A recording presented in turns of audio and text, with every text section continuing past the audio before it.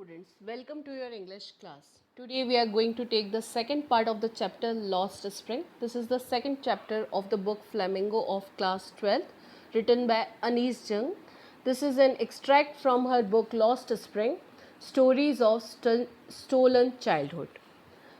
In this chapter, the poet has told us about the children who are bound to work as a laborer and who have lost their childhood in all these things. So, in the story, the author reveals the extreme state of poverty of the rag pickers of Simapuri and the bangle makers of Firozabad. This story describes the crushing poverty and traditions that compel the children to live a life of exploitation. Here, in the first part, we have talked about Sahib, who is a son of a migrant family from Dhaka. He is a rag picker who lives in Simapuri at the periphery of Delhi and goes about barefoot, searching around in the heaps of garbage to earn his livelihood. For the children like Sahib, heaps of garbage is like a gold mine. Thousands of such children live with their families in Simapuri. They live in a slum with not even the basic facilities such as water and sanitation available to them. These families are living in deep poverty. The children have nothing else to do except rag picking, through which they earn something to eat at least. Garbage to the elders is a way of survival, but for these children, it is a magical wonder in order to earn better. In the story, in this part of the story, the author also tells us about the difference between the desire of Sahib and the reality. Here, Sahib desires to be comfortably off. He wants to live comfortably, wants to enjoy all the pleasures of his childhood. He wants to play tennis and wear shoes, but later, and for that, completing his desire, he later starts working at a tea stall to earn better. He is paid 800 rupees and all the meals of the day, but now he is no longer a free bird. He has become a kind of slave and he has lost his freedom, and he is no longer a master of his own self. Now we are coming to the second part of the story, which tells us about Mukesh.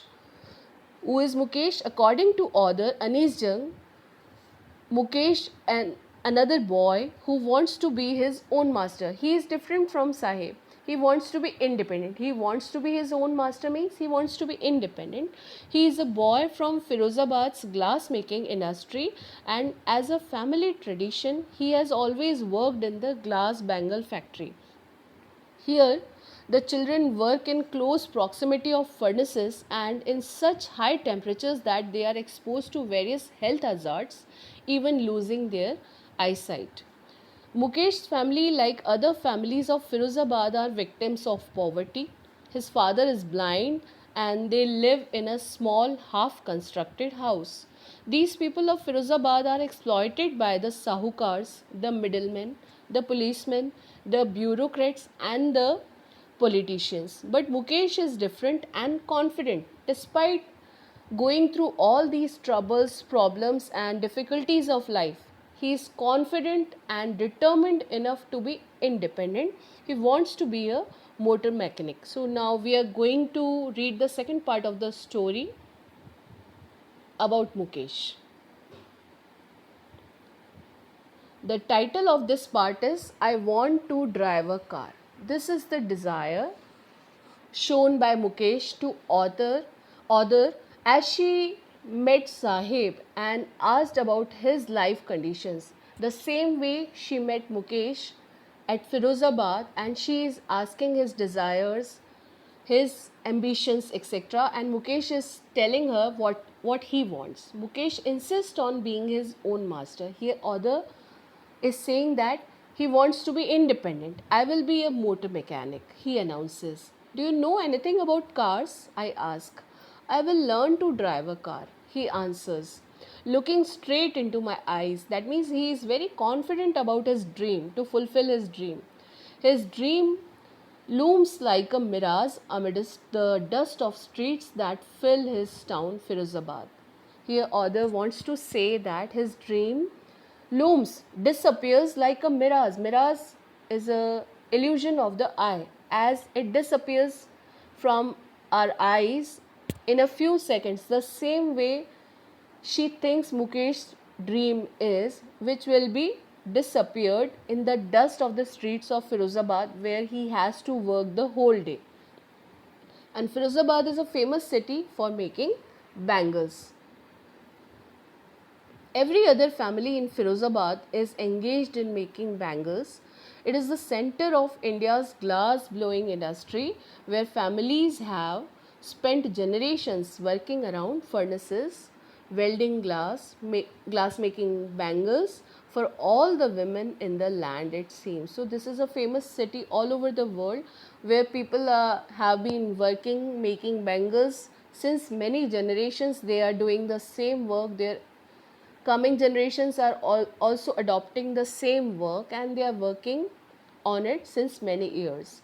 Mukesh family is among them. None of them know that it is illegal for children like him to work in the glass furnaces with high temperatures. So here author also wants to quote that they have been working since many years, but nobody of them knows that it is illegal to make the children work like this in high temperatures who are below 14 years of age, in dingy cells, in dirty small rooms without air and light.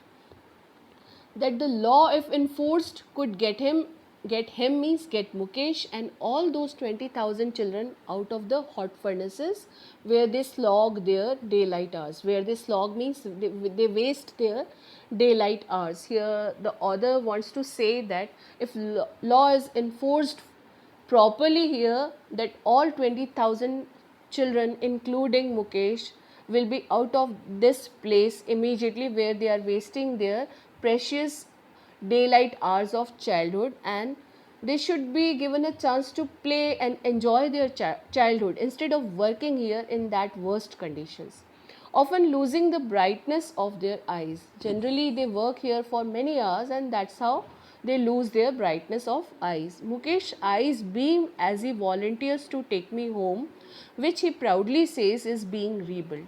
So while thinking all this, Mukesh offers the author to take her home, his home, which he is proudly saying about that his house is being rebuilt.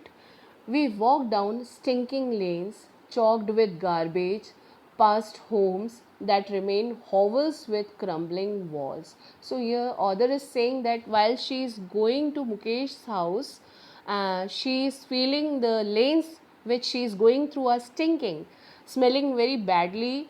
They are chalked with garbage, and while she is moving past the homes that remain hovels with crumbling walls, they are looking like the ruins with crumbling weak walls. The walls are about to fall down anytime. Wobbly doors, wobbly the weak doors, they can be broken anytime.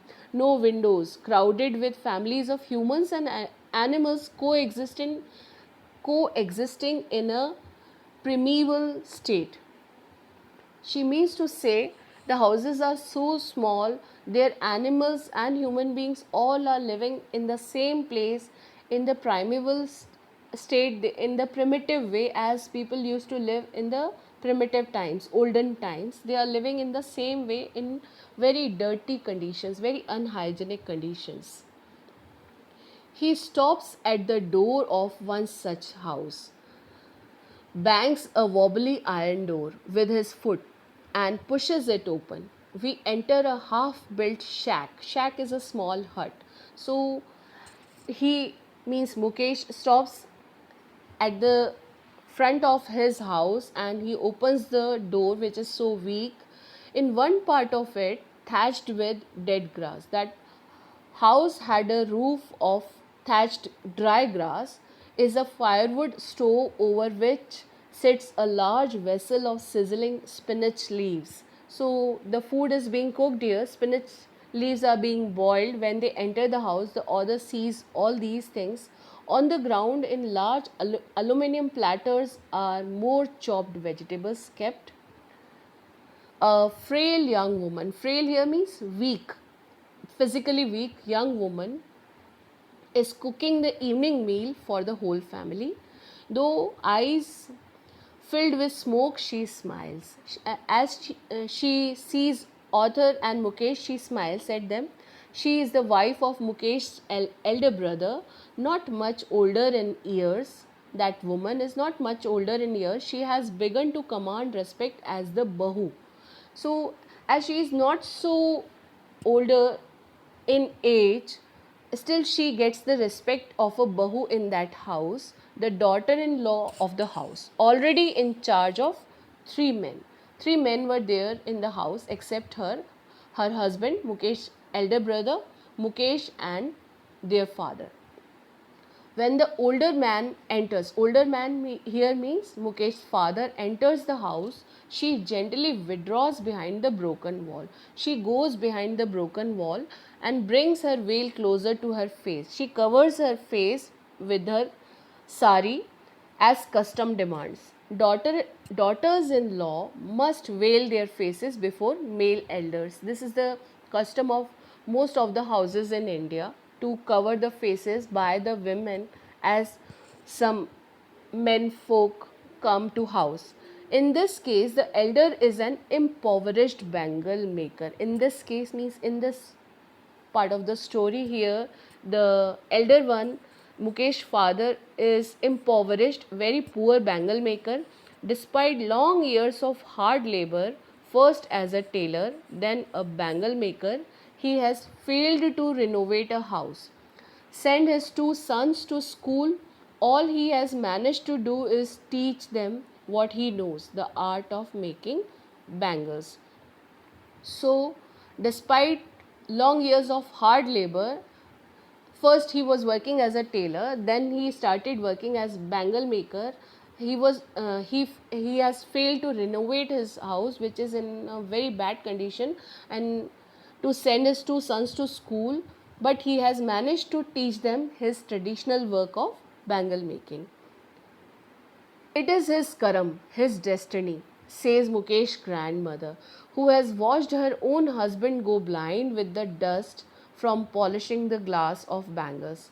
Can a God given lineage even be broken? She implies. Here, author is talking to the grandmother of Mukesh also, who, as a system of Indian family, says that it is his karam, it is his destiny, and we cannot leave our traditional work of bangle making and we cannot do anything else. It is a God given work to us.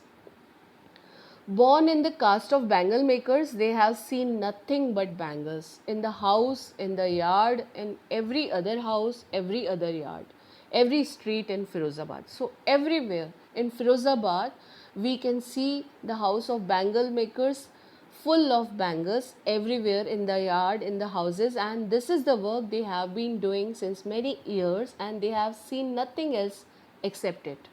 Spirals of bangles, sunny gold, paddy green, royal blue, pink, purple, every color born out of the seven colors of the rainbow, lie in the mounds, in the heaps, in unkempt yards, in dirty yards, are piled on the four-wheeled handcarts. So she is explaining how these bangles are made in different colors and they are then kept in heaps in the dirty yards, and then they are loaded on the hand carts pushed by young men along the narrow lanes of the shanty town, that dirty shabby town, that's very small town, and in dark hutments next to lines of flames of flickering oil lamps. So the light is also not proper there where they are working, and they are going through the dark hutments, the huts which are made in that streets where the bangle makers are doing their work. They do not have enough light even, and sit boys and girls with their fathers and mothers. They are working there, very small kids. They are working with their parents, welding pieces of colored glass into circles of bangles. Their eyes are more adjusted to the dark. than to the light outside. And during daylight, when they should be outside enjoying their studies or they should enjoy playing outside, they are working in these dark cells, in these dark rooms with their parents, and their eyes are now used to that darkness instead of the daylight. That is why they often end up losing their eyesight before they become adults. Most of these children lose their eyesight. So this is all about today's part. In the third part, we will complete the story by taking another incident of Mukesh's life and the life of bangle makers. Till then, you revise the chapter again by reading and listening to it carefully. Thank you.